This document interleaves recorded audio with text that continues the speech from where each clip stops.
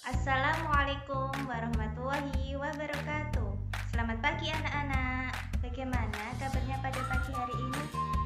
Semoga dalam keadaan sehat walafiat dan dalam lindungan Allah Subhanahu wa taala. Amin ya rabbal alamin. Untuk presensi hadiran anak-anak nanti bisa mengisi dari link yang nanti Ibu akan bagikan ya. Nah, sebelum kita memulai pembelajaran pada pagi hari ini, alangkah baiknya kita membaca doa terlebih dahulu. A'udzu billahi minasyaitonir rajim. Bismillahirrahmanirrahim. Raditu billahi robba wa bil islami dina wa bi Muhammadin nabiyya wa rasulah. Rabbi zidni ilman nafi'a warzuqni fahma bi rahmatika ya arhamar rahimin. Amin. Nah, anak-anak, sekarang Ibu akan menjelaskan mengenai tujuan pembelajaran pada pagi hari ini. Yang pertama, siswa mampu menuliskan isi teks dari suatu bacaan. Yang kedua, siswa mampu menuliskan hasil pengamatan sederhana. Yang ketiga, siswa mampu mengidentifikasi berbagai bentuk kegiatan yang menunjukkan sikap persatuan dan persatuan di sekolah. Dan yang terakhir, siswa mampu mengimplementasikan ayat Al-Quran surat Al-An'am ayat 108. Nah, pada pagi hari ini kita akan mempelajari mengenai tema 4, yaitu hidup bersih dan sehat. Subtema 2, hidup bersih dan sehat di lingkungan sekolah. Nah, anak-anak, pada pagi hari ini kita akan mempelajari mengenai 3 mata pembelajaran, yaitu yang pertama Bahasa Indonesia, yang kedua PPKN, dan yang ketiga PAI, Al-Quran Hadis. Nah, untuk pembelajaran yang pertama, kita akan mempelajari mata pembelajaran Bahasa Indonesia. Di sini, Ibu mempunyai bacaan. Nanti akan Ibu bacakan dan kalian semua dengarkan dengan baik dan benar ya. Judulnya yaitu halaman kelas yang bersih. Halaman kelasku bersih. Di halaman kelas tidak ada sampah berserakan. Semua siswa selalu membuang sampah ke tempat sampah. Di depan kelas disediakan keran air untuk mencuci tangan. Sebelum masuk kelas, semua siswa diwajibkan mencuci tangan. Di depan kelas juga ada taman bunga yang bersih. Rumput yang mengganggu selalu dibersihkan. Pot bunga juga tersusun dengan rapi. Halaman kelasku kini terlihat indah. Halaman kelas yang bersih baik dijadikan tempat untuk berolahraga. Misalnya saja senam dan latihan keseimbangan. Olahraga baik untuk kesehatan. Siapa yang rajin untuk berolahraga akan terhindar dari berbagai bentuk penyakit. Kita harus membudayakan hidup bersih dan sehat. Nah, anak-anak, dari teks yang Ibu bacakan tadi, Ibu mau tanya, apa sih isi teks dari bacaan tersebut? Ibu akan jelaskan. Isi teks dari bacaan tersebut mengenai halaman kelas yang bersih. Jadi, halaman kelas yang bersih itu tidak ada sampah yang berserakan dan juga bisa menghindarkan diri kita dari berbagai macam penyakit. Jadi anak-anak, pesan Ibu, kita harus senantiasa menjaga lingkungan kita agar tetap bersih dan sehat, terutama lingkungan kelas kita sendiri. Nah, sekarang Ibu mempunyai gambar. Amatilah gambar berikut ini dengan baik dan benar. Anak-anak, Ibu mempunyai tugas untuk kalian. Setelah kalian mengamati gambar mengenai hidup halaman sekolah yang bersih,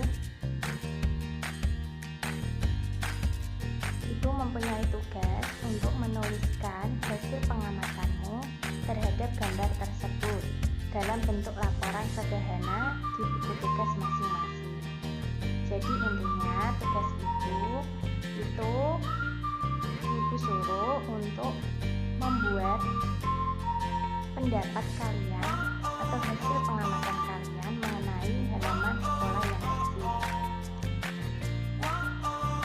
Nah, selanjutnya itu pembelajaran yang kedua, yaitu mata pembelajaran PPKN. Amatilah gambar berikut ini. Dari gambar berikut ini dapat kita amati, yaitu Dayu dan teman-teman yang sedang bergotong royong. Bergotong royong mencerminkan sikap hidup dalam kebersamaan. Kebersamaan merupakan wujud dari persatuan.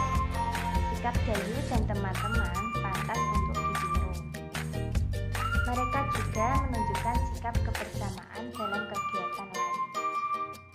Nah, Ibu akan tanya, pernahkah kalian semua melakukan kegiatan seperti Dayu dan teman-teman? Jika iya, berarti kalian semua juga mengamalkan sikap-sikap yang harus dimiliki agar tercipta kesatuan di sekolah. Antara lain yaitu, yang pertama, mau berbagi dengan teman. Yang kedua, mau tolong-menolong sesama teman. Yang ketiga, patuh terhadap peraturan sekolah. Dan yang keempat, belajar dengan giat dan tidak bolos sekolah. Jadi anak-anak, perlu kita tanamkan sikap-sikap agar tercipta kesatuan di sekolah. Jadi kita di sekolah itu juga harus mempunyai sikap-sikap yang patut untuk dimiliki.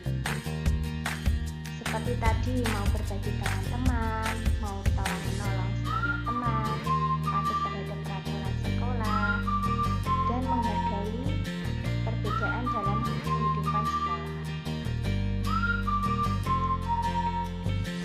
Nah, untuk tugas kedua dari Ibu mau kalian menceritakan pengalaman pribadi kalian mengenai sikap yang pernah kalian lakukan dalam menjaga kesatuan sekolah. Tuliskanlah pengalamanmu tersebut di buku tugas masing-masing. Nah, pembelajaran yang ketiga yakni tentang rumpun reaksi, yaitu Al-Quran hadis.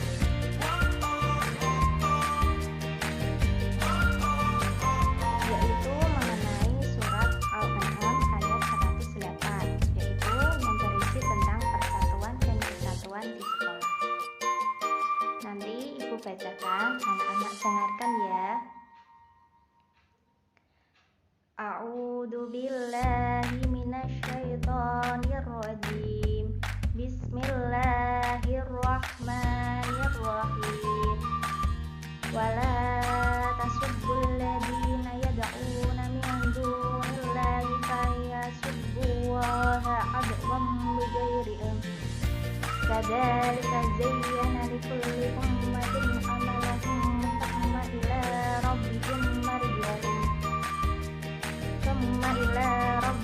marji'uhum fayunabbi'uhum bima kanu ya'malun. Shadaqallahul azim. Dari kesimpulan surat Al-An'am ayat 108 tadi, artinya yaitu, dan janganlah kamu memaki sembahan yang mereka sembah selain Allah, karena mereka nanti akan memaki Allah dengan melampaui batas tanpa dasar pengetahuan. Demikianlah kami jadikan setiap umat menganggap baik pekerjaan mereka. Kesimpulan surat Al-An'am ayat 108. Jadi anak-anak, inti dari ayat Al-Quran tadi yaitu kita sesama manusia itu harus saling menghargai, saling tolong-menolong, toleransi, seperti yang Dayu dan teman-teman lakukan tadi. Itu semua termasuk dari sikap yang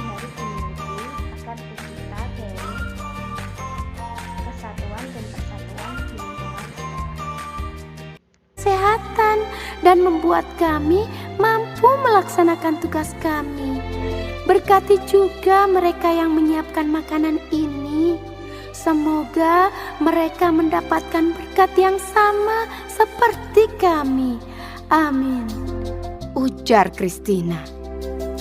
Om Anugraha Amertadi Sanjiwania Nama Swaha, kata Bagus.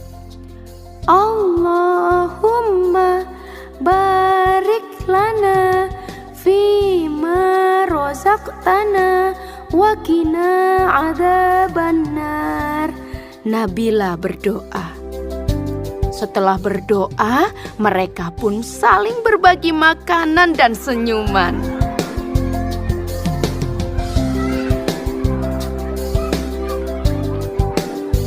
Pengalaman itu membuat Nabila bingung. Sesampainya di rumah, dia bertanya pada mamahnya. Mama, tadi aku punya teman baru loh. Namanya Kristina dan Bagus Oka. Tapi mereka kok beda ya sama Nabila? Apanya yang beda, Nabila? Cara doanya, Oh, bisa jadi agama mereka berbeda. Setiap agama seperti Katolik, Protestan, Islam, Hindu, Buddha, dan aliran kepercayaan punya cara sendiri-sendiri saat berdoa. Intinya sih kurang lebih sama, bersyukur karena masih bisa menikmati makanan. Nabila tidak perlu khawatir ya, berteman saja dengan mereka. Mama juga punya teman baik yang beragama Katolik, Hindu, dan Buddha. Mereka bahkan suka membantu Mama ketika Mama kesulitan. Oh, begitu ya. Kalau kata ayah, berbeda itu indah. Kebayang gak sih kalau di dunia semua wajah orang sama? Setiap orang berbeda agar kita bisa saling mengenali dan menghormati. Kepala Nabila pun terangguk-angguk. Kini dia pun mulai memahami perbedaan pada teman barunya. Senyum Nabila pun mengembang, membayangkan esok hari belajar dan bermain dengan teman-teman barunya yang mengasyikkan itu. Nah, anak-anak, kalian tadi semua sudah menyimak video yang ibu tampilkan kan? Nah, di video tersebut itu menceritakan mengenai sikap toleransi atau menghargai antar agama lain sebagai bentuk persatuan dan kesatuan di lingkungan sekolah. Nah, anak-anak, sekarang ibu akan mengulas kembali materi pembelajaran pada pagi hari ini. Yang pertama yaitu mengenai cara hidup bersih dan sehat di lingkungan sekolah. Yang kedua mengenai cita-cita pendidikan agar tercipta persatuan dan kesatuan di lingkungan sekolah. Dan yang terakhir yaitu mengenai cara mengimplementasikan surah Al-Kahf ayat 108. Nah, jadi kesimpulan pembelajaran pada pagi hari ini adalah setelah kita mempelajari mengenai cara hidup bersih dan sehat di lingkungan sekolah, kita juga mempelajari mengenai sikap-sikap yang harus kita miliki agar tercipta persatuan dan kesatuan di sekolah. Sesuai dengan ayat Al-Quran dalam surah Al-Islam ayat 108, yaitu kita dianjurkan untuk senantiasa bersikap toleransi atau menghargai antar perbedaan antar sesama manusia dan hewan di lingkungan sekolah. Karena dengan bersikap toleransi dan menghargai mampu menciptakan persatuan dan kesatuan di lingkungan sekolah. Nah, sebelum ibu akhiri pembelajaran pada pagi hari ini, alangkah kita membaca hamdalah terlebih dahulu. Alhamdulillahirobbilalamin. Sekian pembelajaran pada pagi hari ini, semoga dapat bermanfaat bagi kita semua. Ibu mohon maaf apabila ada kesalahan dalam tutur kata dan penjelasan. Wassalamualaikum warahmatullahi wabarakatuh.